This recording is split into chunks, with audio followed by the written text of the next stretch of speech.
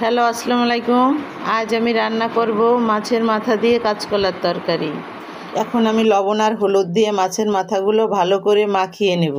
কাঁচকলাগুলো আগের থেকে আমি কেটে রেখেছিলাম।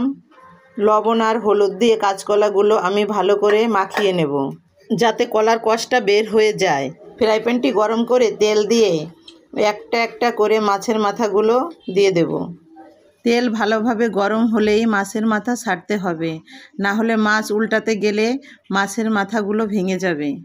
মাছগুলো এখন উল্টিয়ে দেব। মাছের অন্য পাশও হয়ে গিয়েছে। এখন আমরা একটা একটা করে মাছের মাথাগুলো উঠিয়ে ফেলব। সবগুলো মাছের মাথা উঠিয়ে ফেলার পরে পেঁয়াজ রসুন তেলে ভেজে নেব।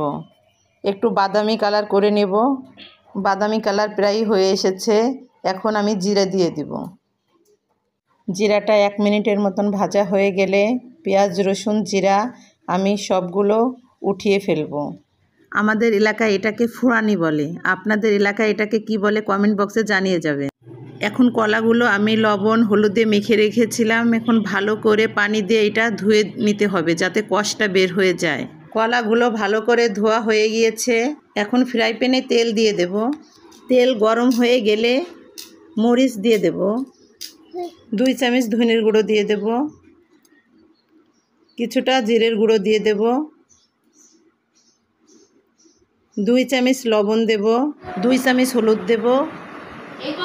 গুঁড়ো মশলাটি ভালো করে কষিয়ে ধুয়ে রাখা কলাগুলো দিয়ে দেব। কলাগুলো একটু কষিয়ে পানি দিয়ে দেব।